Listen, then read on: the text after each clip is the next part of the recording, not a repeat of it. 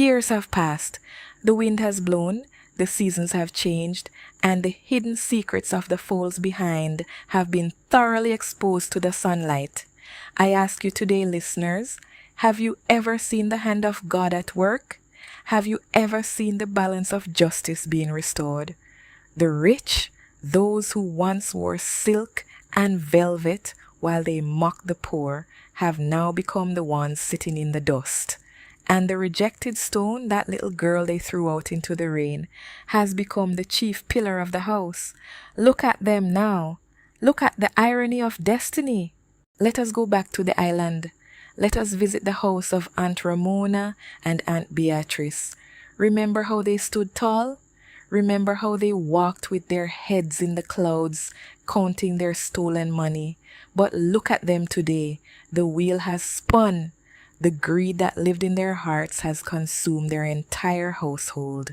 Ramona's son, the apple of her eye, the boy she raised to be a predator, has gambled away their entire fortune on the wicked games of chance. The creditors have come, the bank has come. The iron gates of their mansion have been padlocked shut. They are sitting in the dust, wearing tattered, faded clothes, begging for bread in the same streets where they once spat on their own niece. It is a pitiful sight, viewers. Truly, the eyes of the wicked are now seeing the ashes of their own fire.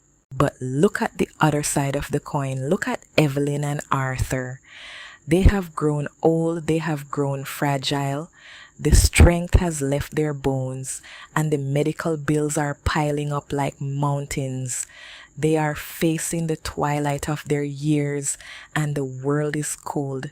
But does the child of grace forget her parents? Does the daughter of the sun forget the light that saved her? Never. Oh, from her high-rise executive office in America, from the glass and steel towers of Miami, Maya is watching. She does not hesitate. She does not count the cost. She pours out financial blessings like the rain of heaven. She buys them a magnificent beachfront villa in Montego Bay, a house where the waves lull them to sleep every night. She hires the finest private nurses to care for them, giving them the royal treatment they deserve.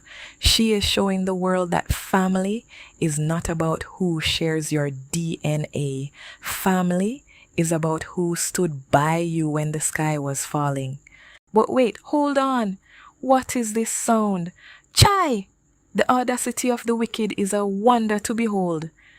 Aunt Ramona is walking through the market, desperate and hungry, when she spots a discarded magazine on the floor. Her eyes widen, her jaw drops to the ground. There on the glossy cover is the face of her niece.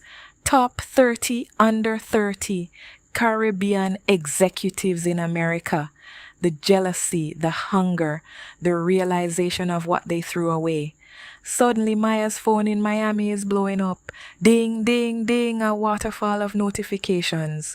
Weeping WhatsApp voice notes are pouring into her phone like a river of lies. Listen to the voice of the wolf. Oh, Maya, our beautiful niece, we have missed you. It was the devil that confused us back then.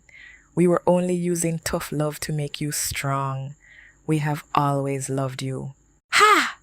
Do you hear them? Do you hear the tongue of the serpent? They think they are talking to the same scared little girl who knelt on their floor. They think they can manipulate the woman who now moves millions of dollars with a single signature. But listen to the voice of a woman who knows who she is. Maya sits in her leather chair. She looks out at the city skyline. She picks up the phone. She doesn't scream. She doesn't cry. She speaks with the voice of a judge.